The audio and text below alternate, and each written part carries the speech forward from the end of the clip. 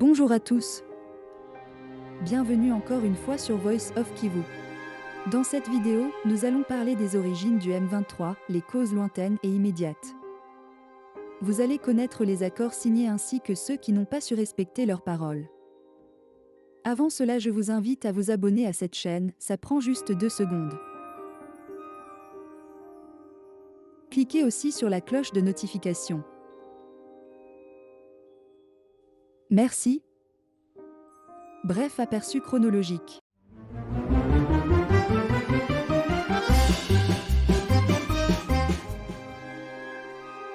Les conflits de l'Est de la République démocratique du Congo datent de la période coloniale, mais à titre indicatif, nous donnons quelques repères des conflits ayant ravagé la RDC depuis son indépendance en 1960. 1964, flambée de plusieurs rébellions et mouvements insurrectionnels. 1973, des conflits fonciers éclatent, opposant les populations rwandophones du Kivu aux autres communautés locales. 1981, violence contre les populations congolaises rwandophones sous couvert du fallacieux prétexte de nationalité douteuse. 1992-1993, des conflits sanglants entre différentes communautés du Kivu occasionnant plusieurs milliers de morts. 1994, génocide perpétré contre les Tutsis au Rwanda voisin, entraînant le déversement d'une bonne partie de la population rwandaise. Dès lors, le Kivu est devenu une base arrière pour la réorganisation des ex-FAR et leurs alliés génocidaires qui ambitionnaient de reconquérir leur pays en se servant des réfugiés massés près de la frontière, comme boucliers humains.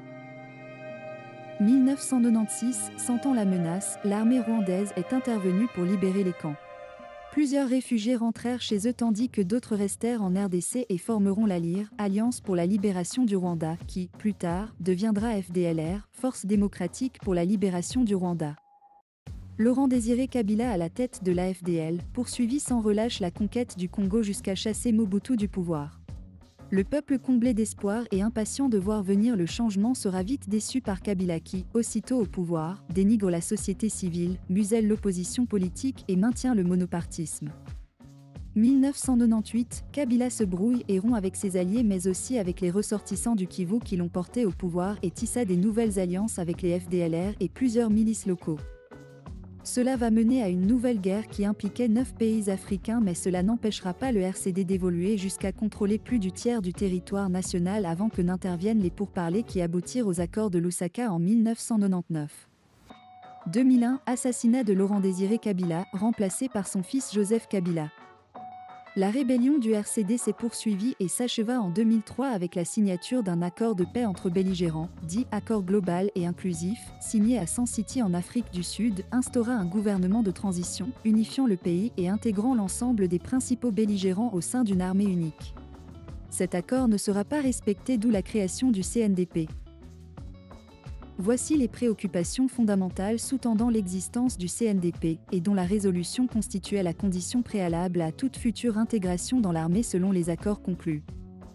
La traque et l'éradication des forces négatives étrangères, surtout le FDLR. La problématique liée au retour des réfugiés. L'instauration d'une politique adéquate de réconciliation nationale. Mise en place d'un processus d'intégration militaire différent du brassage. Le gouvernement congolais ne respectera rien de ses engagements. Il y aura des guerres et plusieurs accords entre 2006 et 2009.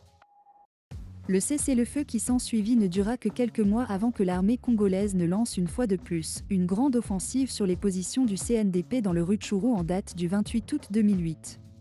Dans sa riposte, le CNDP finira par s'emparer du camp militaire de Rumangabo le 26 octobre et avança sur Goma avant d'arrêter sa progression à la porte de la ville, sur demande de la même communauté internationale. Comme vous le voyez, c'est l'histoire qui se répète, les mêmes causes produisant les mêmes effets. C'est alors que s'ouvrirent d'autres négociations politiques sous l'égide de la facilitation internationale coprésidée par leurs excellences Olusegun Obasanjo, représentant spécial du secrétaire général des Nations Unies dans la région des Grands Lacs, et Benjamin Mukapa, représentant de l'Union africaine en présence du secrétaire exécutif de la CIRGL, Madame Liberata Mulamula.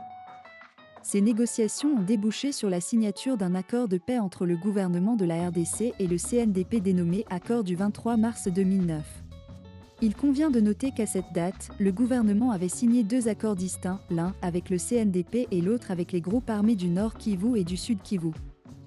Parlons alors de la naissance du mouvement du 23 mars, M23.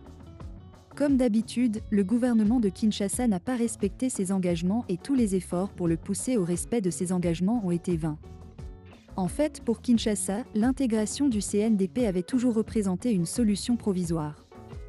La situation étant devenue très critique au vu des discriminations contre les éléments ex-CNDP au sein de l'armée, un groupe de militaires décidèrent de se mettre à l'écart et d'organiser leur défense à partir de Runyoni, question de légitime défense. Les forces armées congolaises prirent alors la décision de les neutraliser à tout prix et c'est alors que naquit le mouvement du 23 mars M23, comme le montre son acronyme. Il n'est nul besoin de dire qu'à sa naissance ce mouvement était constitué, essentiellement, des anciens militaires et cadres politiques du CNDP avec l'objectif principal de réclamer la mise en œuvre de l'accord du 23 mars 2009. Au fil du temps, le M23 s'empare de plusieurs cités. Pendant ce temps, des pourparlers entre les pays de la Conférence internationale sur la région des Grands Lacs se tiennent à Kampala avec entre autres comme principale priorité, la création d'une force militaire neutre chargée de lancer des opérations offensives contre le M23 et les FDLR. Le 20 novembre 2012, les troupes du M23 font leur entrée dans la ville de Goma. Il s'ensuivra immédiatement le dialogue de Kampala en décembre 2012 sous la médiation du président ougandais, alors président en exercice de la CIRGL. Le 28 mars 2013, au moment où le dialogue de Kampala se poursuit normalement, la résolution 2098 du Conseil de sécurité viendra marquer un tournant dans l'histoire des Nations Unies depuis sa création en 1945, en instituant, pour la toute première fois, une force d'intervention offensive. En fait, pour se défaire du M23, l'ONU a décidé de la mise sur pied d'une brigade dénommée Force Intervention Brigade, dotée d'un commandement spécial et d'un armement sophistiqué, en violation des dispositions de sa charte qui prévoit le caractère inoffensif de ses missions militaires dans les opérations de maintien de paix. En dépit des multiples offensives infructueuses, l'intervention de la FIB dans les combats n'a nullement inversé le rapport des forces sur le terrain des opérations, jusqu'au moment où le M23 avait décidé de retirer ses troupes suite à une nouvelle stratégie adoptée par le gouvernement, de créer des incidents faisant des victimes parmi les populations civiles et attribuer la responsabilité au M23.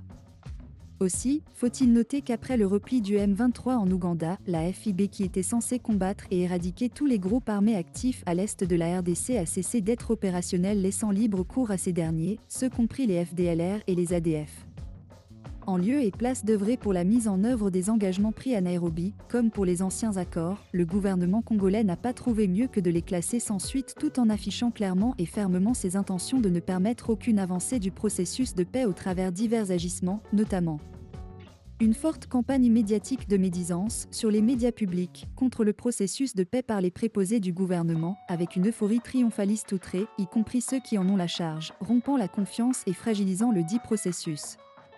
En date du 14 janvier 2017, un groupe des militaires prit la décision de quitter l'exil et de rentrer au pays y attendre l'évolution du processus de mise en œuvre des déclarations de Nairobi qui avaient encore du mal à se mettre sur le rail. En janvier 2019, après l'avènement de Tshisekedi au pouvoir, le M23 lui écrit plusieurs correspondances pour exprimer son soutien au programme de réconciliation et pacification de l'Est du pays et lui offre sa collaboration mais en vain. En septembre 2020, le M23 dépêche une délégation à Kinshasa pour offrir sa reddition sans condition aux autorités du pays.